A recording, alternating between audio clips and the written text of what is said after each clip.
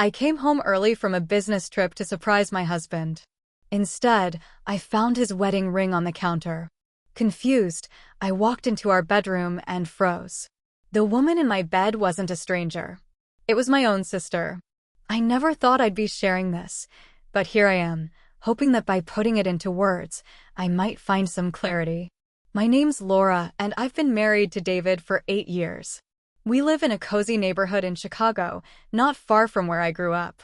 My younger sister, Rachel, and I have always been close, sharing secrets, dreams, and countless memories. But nothing could have prepared me for the betrayal that would shatter our bond. It all started when I returned home early from a business trip. I work in marketing, and a last-minute conference in New York had me away for a few days. The final session was canceled, so I caught an earlier flight, eager to surprise David.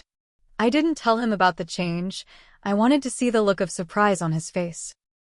As I pulled into our driveway, I noticed David's car parked outside. Odd, I thought, since he usually worked late on Fridays. I entered the house quietly, intending to sneak up on him. The first thing that caught my eye was his wedding ring on the kitchen counter. David never took it off. Confused, I picked it up, feeling a knot form in my stomach. I heard faint noises coming from our bedroom upstairs. My heart pounded as I climbed the stairs, each step heavier than the last. The door was slightly ajar, and as I pushed it open, my world crumbled. There, in our bed, was David, with Rachel. Time seemed to freeze. They were so engrossed in each other that they didn't notice me at first. When they finally realized I was there, a heavy silence filled the room. Rachel scrambled to cover herself, her face turning pale. David stammered, trying to find words that wouldn't come. I couldn't speak. Tears blurred my vision as I turned and fled the house. I drove aimlessly for hours, the image of them together replaying in my mind like a nightmare I couldn't escape. Eventually, I ended up at my friend Megan's apartment. She opened the door to find me in tears, barely able to explain what had happened. Megan was a pillar of support. She listened, offered me a place to stay, and encouraged me to confront the situation head-on. The next day, with her by my side, I returned home to face David. David was waiting in the living room, his eyes red and filled with remorse. "Laura, I'm so sorry," he began. "I never meant for this to happen. It was a mistake." "A mistake?" I echoed, my voice shaking. "You slept with my sister, David. How long has this been going on?" He looked down, unable to meet my gaze. "A few months," he admitted. The betrayal cut deep. Not only had my husband been unfaithful, but my own sister had been complicit. I felt a mix of anger, sadness, and disbelief. Rachel tried to reach out, sending messages and calling, but I couldn't bring myself to respond. The pain was too raw.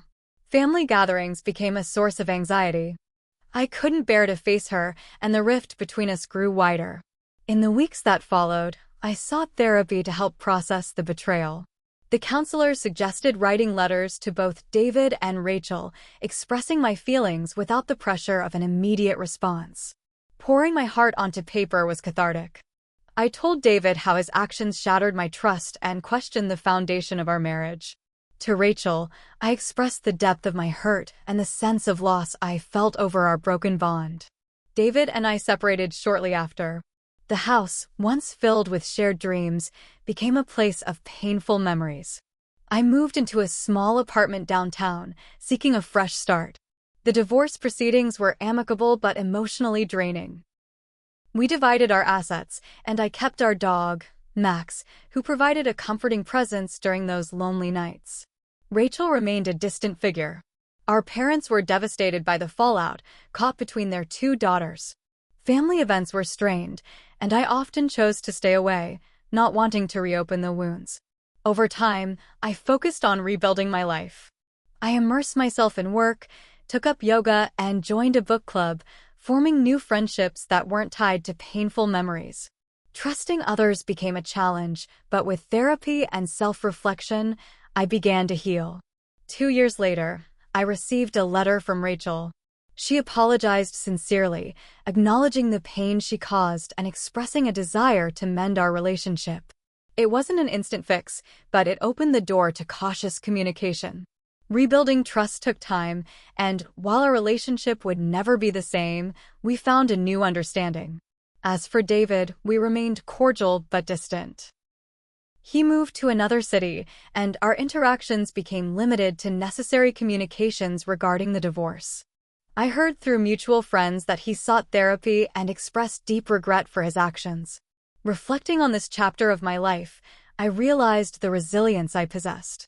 The betrayal was a profound wound, but it also led me to discover strengths I didn't know I had. Life took an unexpected turn, but with time and support, I found a path forward. I wish that was the worst of it.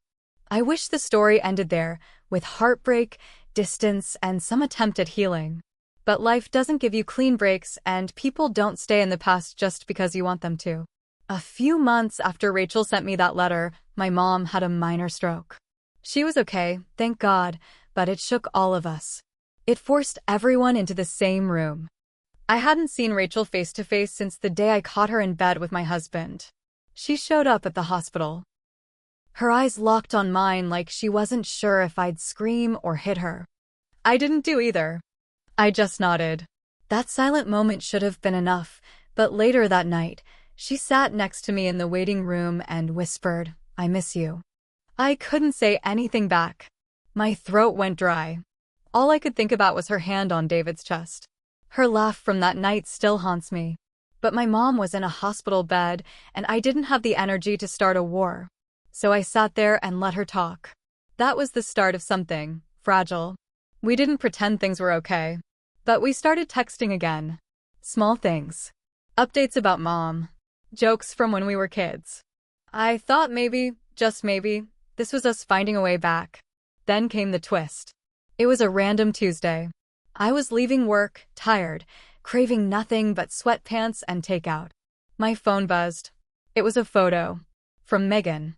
She'd sent it without any words. It was a picture of David. He was sitting outside a bar, holding hands with Rachel. My ears rang. I called her. She didn't pick up. I didn't want to lose you again. You already lost me. I walked out. I didn't slam the door. I didn't scream. I just left, shaking. The next few days were a blur. Megan offered to drive to his place and slash his tires. I almost let her. Instead, I blocked both of them. Changed my number. Told my parents I needed space. But it didn't end there. A week later, I got an email from David. He said he was sorry again. That he never meant for any of this. That he and Rachel were planning to move in together, and he thought I deserved to hear it from him. He had the nerve to write, "I still care about you. I hope one day we can be friends." Friends. I stared at the screen for a long time. I didn't respond. But it wasn't over. 2 days after that, my mom called me. She was crying. "Rachel's pregnant," she said. "She's having David's baby." I swear to God, I dropped the phone. I couldn't breathe. I had just started to feel normal again. Just started to trust myself again. And now this? The man I built a life with. The sister I grew up with. They were starting a family. Together. I wanted to burn something. Scream into the sky. I wanted to drive off the edge of the earth. Instead, I sat on the floor. And cried. I don't know what happens next. I don't know if I'll ever talk to them again. I don't know if I'll be in the same room when that baby is born. All I know is, this isn't over. Not even close. About a month after I found out Rachel was pregnant with David's baby, I started getting mail at my apartment addressed to him. Not a lot, just a couple of bank letters, something from a dentist, and one small, square envelope that caught my eye. It was hand-addressed in messy ink, but it wasn't the handwriting I remembered from him or Rachel. Curious, and honestly a little on edge, I opened it. Inside was a photo. Not just any photo. It was David. Sitting at dinner. Candlelight. Leaning in close to a woman. But that woman wasn't Rachel. It definitely wasn't me. I flipped the picture over. Nothing written on the back. No name. No explanation. Just a snapshot that made me want to punch the wall. I stared at the return address on the envelope. Just a P.O. box in Wisconsin. I wasn't going to get involved. I told myself I didn't care what he did anymore. But that photo, it ate at me. Something felt off. A week later, I got another one. This time, the photo was of Rachel, grocery shopping. Pregnant, belly clear as day. She was laughing, holding her phone, and right next to her was the same mystery woman from the last picture, pushing the cart like they were best friends. Now I was freaked out. I drove to my parents' house and asked them if Rachel had any new friends. Mom looked confused. Dad shrugged. That night, I broke down and called Rachel. She answered. Laura. Who is she? I asked. No small talk. No warning. Who? The woman in the photos. Silence. She exhaled slowly. You got them too? That sentence stopped me cold. Two. I thought David was sending them to mess with me, she said. I didn't know you got them. Something shifted in my stomach. You don't know who she is? No, she said quietly. But she shows up. At the park. At the store. I thought I was being paranoid. Then I saw her watching me at my OB appointment. I stood up from the couch. Why didn't you tell me? I didn't think you'd care. She wasn't wrong, but this was different. I told Megan. She wasn't surprised. She pulled out her laptop and started digging. Within 2 days, she had something. Her name was Lena, and she used to be engaged to David. Years ago. Before he ever met me. Apparently, it ended badly. Really badly. Lena had accused him of cheating. He denied it. Things got ugly. Restraining orders. Court documents. Then she disappeared. And now she was back. Stalking Rachel. Sending me photos. Sitting at dinner with David. What the hell is going on? I whispered as Megan showed me old forum posts Lena had written about being betrayed by the man I loved. It clicked. She wasn't just stalking. She was trying to destroy both of us. But why was she suddenly close to Rachel? And then something worse happened. Rachel went missing. She didn't show up for a family dinner. Didn't answer her phone. Didn't reply to texts. At first, we thought she was just avoiding us. But when 24 hours passed and my mom couldn't get through, we called the police. They did a wellness check. Her apartment was empty. Her purse was there. Her keys. Her phone. But no Rachel. That same day, I got another envelope. This time, it wasn't a photo. It was a single note. Cut-out magazine letters glued to paper like something out of a bad thriller movie. She took your husband. Now I'm taking her. My vision went blurry. My chest tightened. I called the detective in charge of Rachel's case. I turned over the note. I gave them everything. Every photo, every letter, every strange moment. Megan found Lena's last known address. Police went there and found nothing but a pile of torn-up photographs and a smashed phone. They tracked her credit card activity to a motel outside Milwaukee. When they got there, she was gone. But the motel manager remembered her and said she wasn't alone. She was with a pregnant woman. Rachel. Right now, we don't know where they are. Lena is on the run. Rachel is missing. David is being questioned by police because apparently Lena had shown up at his place weeks earlier, claiming they were still together. I haven't slept. My hands shake just writing this. My sister may be in danger. From the same man who destroyed both our lives. And the woman he hurt before us, she's back and she's unhinged. This isn't just cheating. This is something else entirely. It took 5 more days to find Rachel. She was spotted at a rest stop in Indiana, barefoot and dazed. A trucker recognized her from the news reports and called it in. When the state troopers arrived, she was sitting on the curb, cradling her belly, shaking uncontrollably. She kept saying the same thing over and over. She said I ruined her life. She said I had to understand. Rachel was taken to the hospital. She was dehydrated, emotionally wrecked, and 32 weeks pregnant. The baby was okay, thank God. She wasn't physically hurt, but she wouldn't talk. Not even to our mom. Meanwhile, Lena was gone. The motel she'd kept Rachel in had blood-stained sheets, some of Rachel's clothes, and photos of David torn into pieces. The whole room looked like obsession exploded inside it. Police believed Lena fled into the woods nearby, but no one could find her. And then, David showed up at the hospital. It was night. I was sitting in the hallway, exhausted, drinking bitter coffee from a vending machine. I saw him walk in, carrying flowers like this was some normal visit. I stood up. He stopped. Our eyes locked. He looked older, tired, guilt written all over him. "Is she okay?" he asked. I stared at him. I wanted to scream. I wanted to hit him. But mostly, I wanted answers. "She's alive," I said. "Barely." He nodded like he expected that. And then I asked the question that had haunted me for days. "Did you know? About Lena?" He swallowed hard.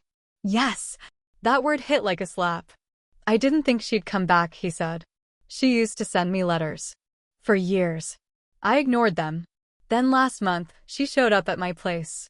I told her to leave. She said she wanted to meet the woman who replaced her. I didn't think." I cut him off. "You didn't think. That's your whole thing, David. You don't think. You just do whatever feels good, and then you say sorry." He didn't argue. For once, he didn't try to defend himself. Then he asked if he could see Rachel. I said no. He got angry. "She's carrying my child. And I'm the sister you screwed over twice," I snapped. "You don't get to walk in here and play the hero now." The nurses came over, sensing the tension. David was asked to leave. As he walked out, I noticed something strange. He wasn't crying. He wasn't panicked. He was calm. Too calm. A few days later, Rachel finally talked. She asked to see me alone. Her eyes were hollow, her hands trembling. She said it wasn't just about David, she whispered. She said it was about both of us. "What do you mean?" I asked. She said she followed us. For months. She said she'd been in our house. That she watched me sleep once. My skin crawled. "Why didn't you tell me?" I asked. "Because I thought I deserved it," she said. She started to sob. Loud, guttural sobs that made my chest ache. "I thought I ruined your life. I thought maybe if something bad happened to me, it'd make things even." I held her. I didn't forgive her, not yet, but I held her. That night, she told the detectives everything she remembered. Lena had taken her in a moment of vulnerability, used old stories, twisted truths, made her feel like she was part of some shared pain. It wasn't just obsession. It was revenge. Deliberate. Calculated. They issued a warrant for Lena across state lines. But they never found her. Not yet. Weeks passed. Rachel stayed with my parents. She started therapy. The baby came early, tiny, but strong. A boy. She named him Caleb. David wasn't there for the birth. When he showed up 3 days later, Rachel refused to let him in. He called me. Said he wanted to be a father. I told him flatly, "You don't get to pick and choose when you're a decent human being. Actions have consequences." He hung up. I haven't heard from him since. Megan, of course, had plenty to say. "You should have punched him in the hospital lobby. I would have helped cover it up." She made me laugh, even when everything felt heavy. In time, things settled. Not perfect. Not healed. But settled. Rachel and I talk again. Slowly. Carefully. We're rebuilding. For Caleb's sake.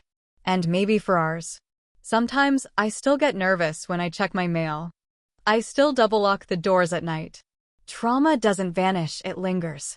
But here's what I know now. I'm stronger than I ever gave myself credit for.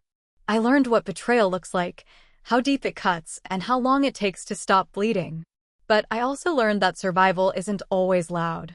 Sometimes it's quiet. It's just showing up, day after day, until it hurts a little less. I don't know if Rachel and I will ever be like we were.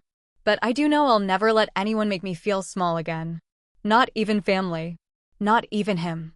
And if Lena ever resurfaces, she'll see just how strong I've become.